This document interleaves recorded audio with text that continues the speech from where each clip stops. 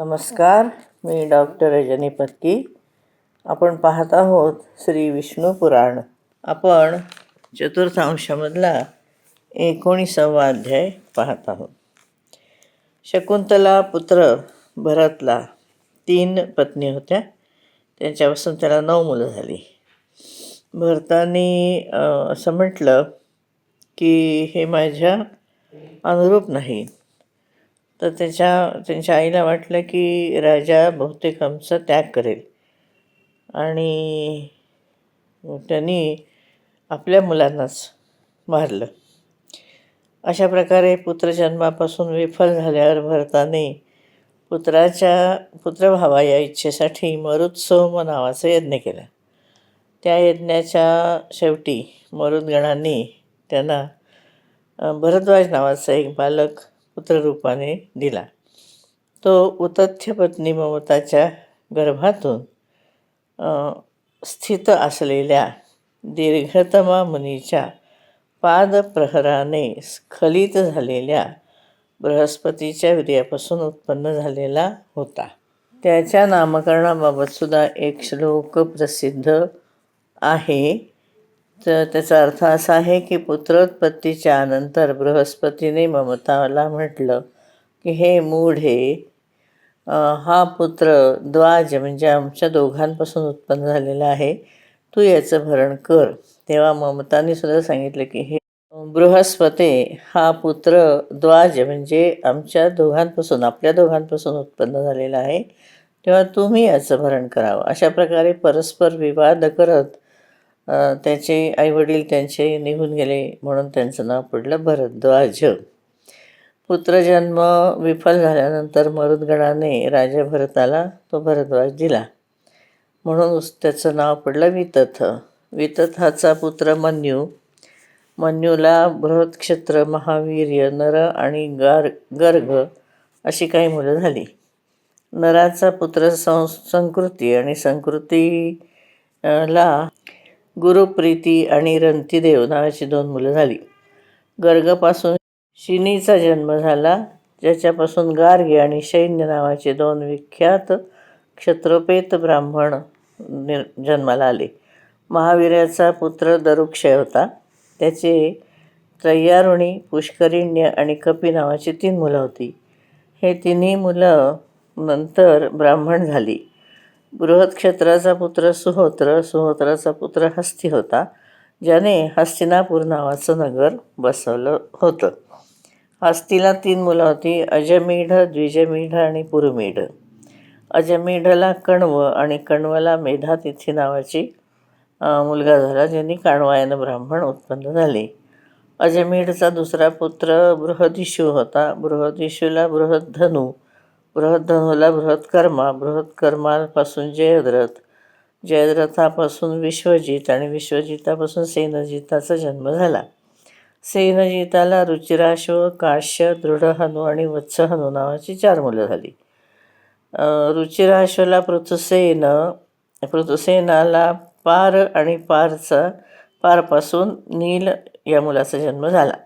या नीलाला 100 मुलं होती. ज्याच्यामध्ये कांपिल्य, नरेश, समर हा मुख्य होता. समरला पार, सुपार आणि सदश्व नावाची 3 मुलं होती.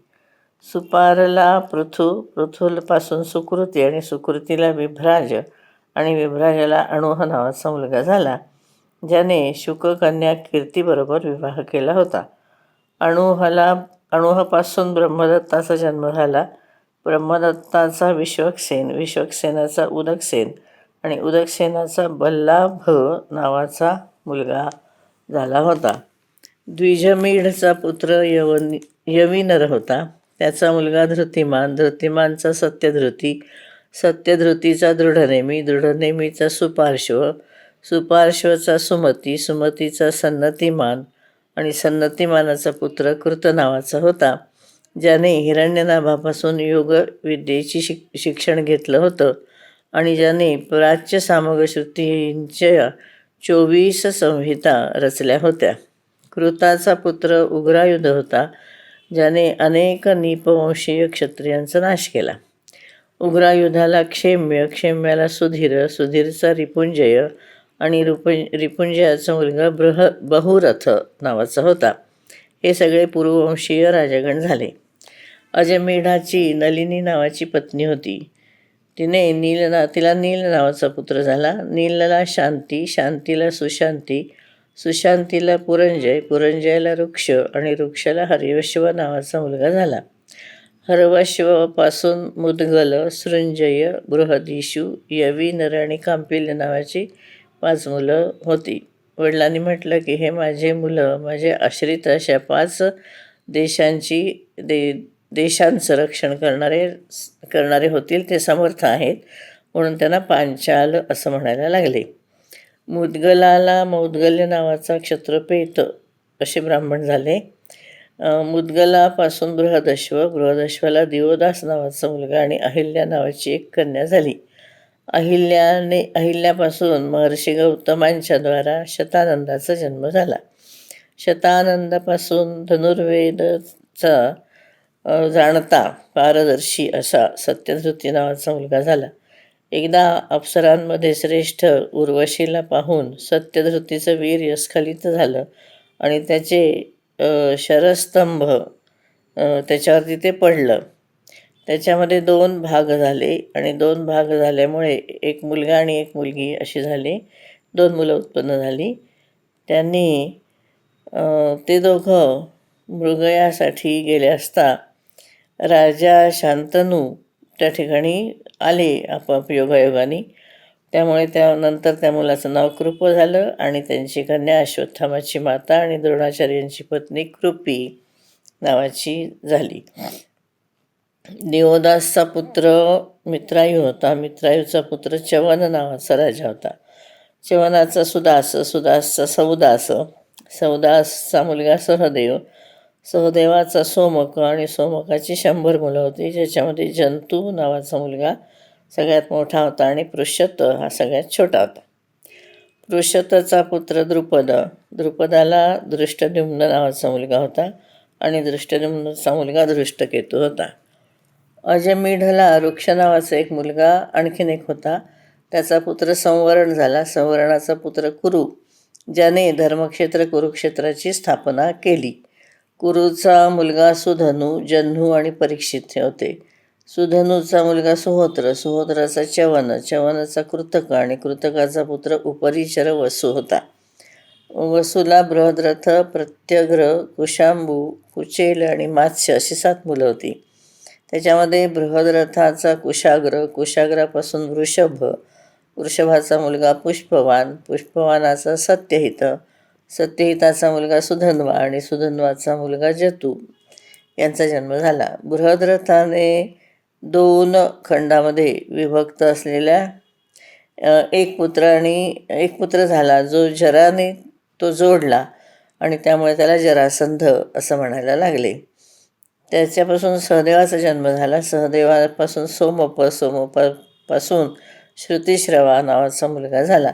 अशा प्रकारे मी तुला मागध भूपालांचं वर्णन करून सांगितलं असं पराशर ऋषी म्हणतात. इथे 19वा अध्याय संपला. याच्यामध्ये 85 श्लोक आहेत. 20वा अध्याय कुरुवंशाचं वर्णन करणारा आहे. श्री पराशर ऋषी म्हणाले, कुरुपुत्र परीक्षिताचा जन्मेजय, श्रुतसेन, उग्रसेन आणि भीमसेन नावाची 4 मुलं होती आणि जन्हूला सुरथ नावाचा एक मुलगा होता. सुरथापासून विदुरथाचा जन्म झाला. विदुरथाचा सार्वभौमाचा जयतसेनाचा आराधिताचा आयुतायूचा मुलगा अक्रोधनाचा देवातिथी आणि देवातिथीला म्हणजे अजामेड पुत्र वृक्षापासून दुसरा वृक्षाचा जन्म झाला. वृक्षापासून भीमसेनापासून दिलीप आणि दिलीपापासून प्रतीप नावाचा मुलगा झाला. इथे आपण थांबू. आपण 8व्या श्लोकापर्यंत आलो आहोत. धन्यवाद.